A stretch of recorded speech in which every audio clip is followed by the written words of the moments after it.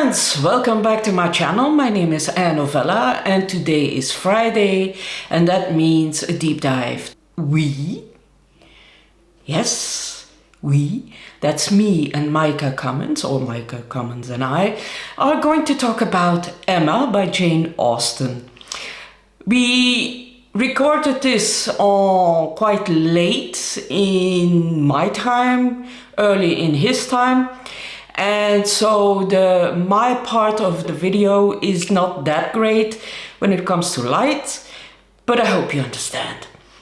We have divided our talk in two, so the second part you can watch over at his channel, at Micah Cummins' channel. And he has also a very special announcement to make, so please be sure that you watch his video too, because we are going to organize something very exciting and you are all invited. So thank you for watching. Don't forget to like and subscribe and post a comment. You would do me a great favor with that, and also watch Micah's video because he is an amazing guy, and yeah, I love watching him. So enjoy our talk. Bye-bye. We did a reading together of Emma by Jane Austen. At the beginning, we loved it. We enjoyed it. Yes. But then by end of book 2, it started to crumble very quickly. It collapsed. It did. It did. What was your problem with it? So for me, toward the second half, when I felt it started going off the rails, first of all, I felt that really everything came to a halt plot-wise. Everything slowed down. And then for me, there were just too many people. There were too many characters, too many conversations that really didn't lend anything to the overall plot. A whole lot of very just surface interactions between characters, a lot of stagnation, but just chapter after chapter after chapter of this nothingness. Yeah, and a lot of movement and action, but not something that helped the plot along. So right, there were things going on, but it didn't do anything, you know. Right. There were episodes, there was movement and action. Yeah, you think it was leading to something, and then it didn't. Like, where did it go? Where did the action? Yeah. Why this or why that? No. But the first half, the first volume, was excellent. Yeah. And I really enjoyed it. The characters were incredibly lively and humorous. The interactions between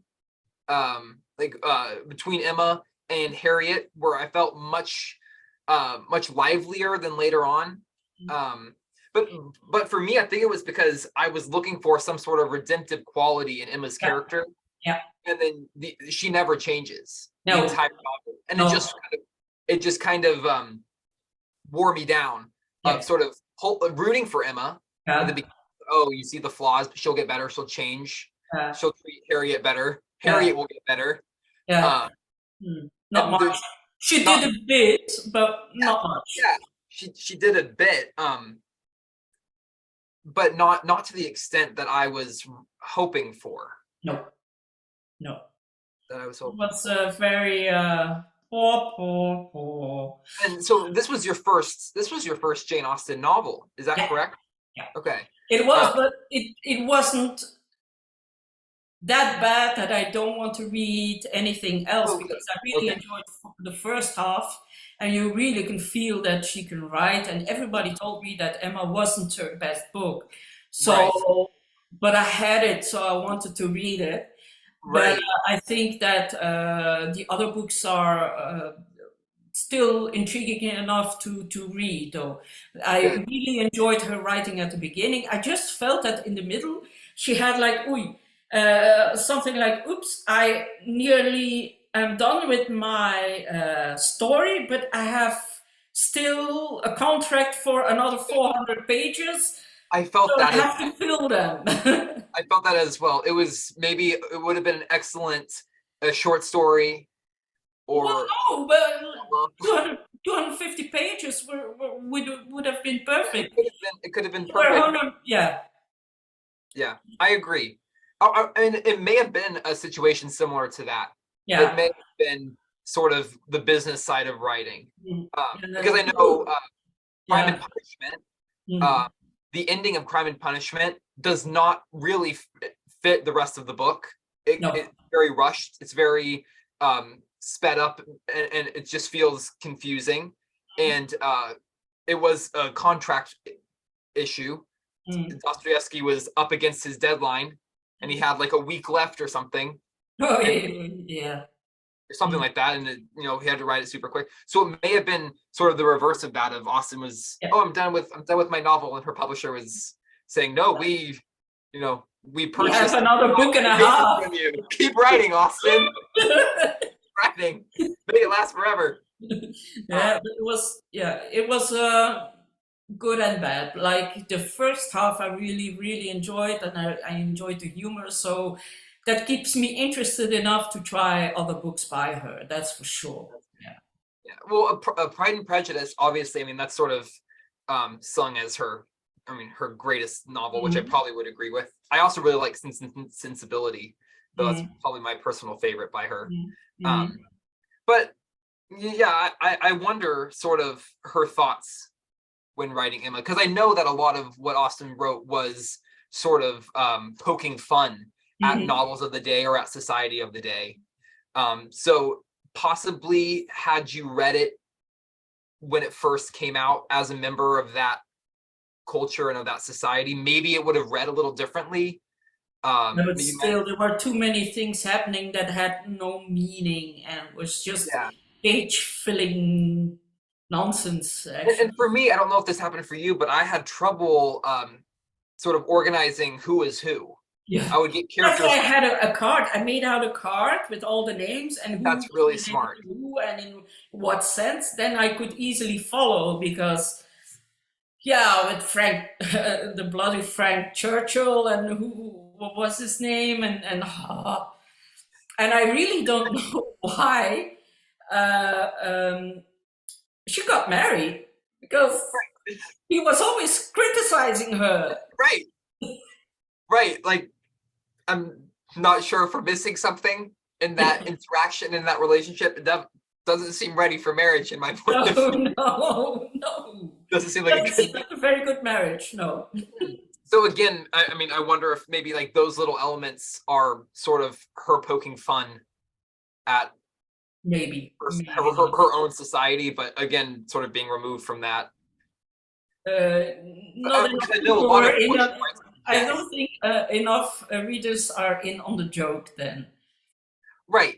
That's sort of that's sort of the feeling I got of, oh, this is probably really funny and very poking fun at something. Yeah, but we're not I don't smart like. enough to get it.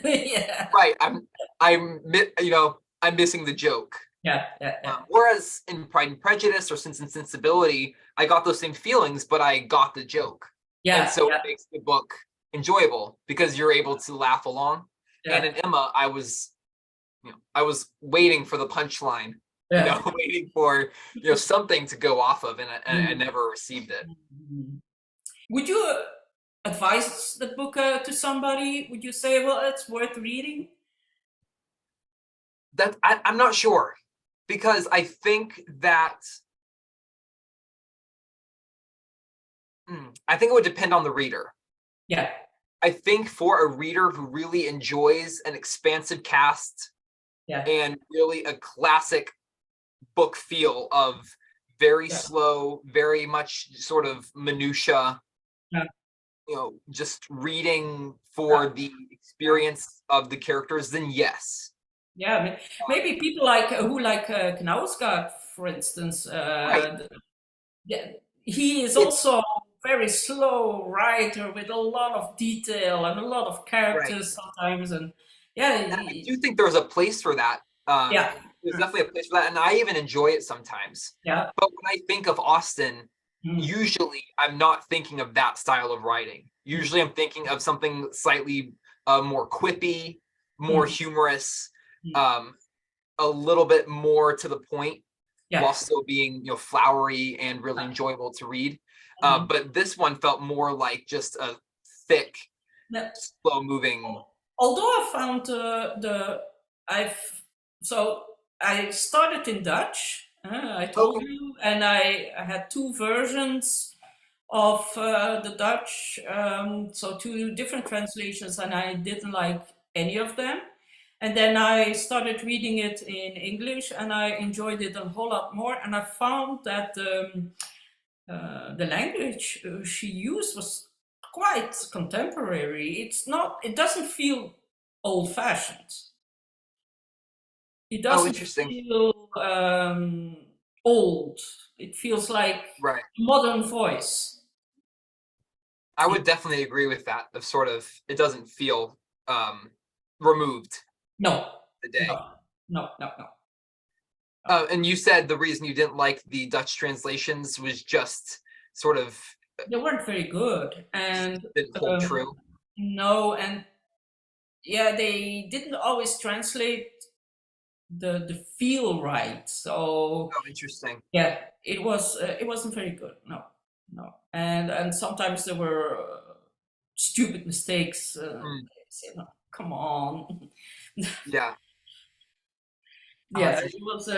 it was annoying. So yeah. It happens. It happens, but not often though. That's good. Normally, from English to Dutch is really well done, especially the last 20 years. The translations are really up to par. But if you read older books, then you can often feel that the author doesn't really get what the translator doesn't always get what the writer wants to achieve, and Okay. sometimes you feel an unbalance. But yeah, it wasn't very good, and that's why my English is now good enough to read in even the classics in their own language. Also, it was That's better. amazing.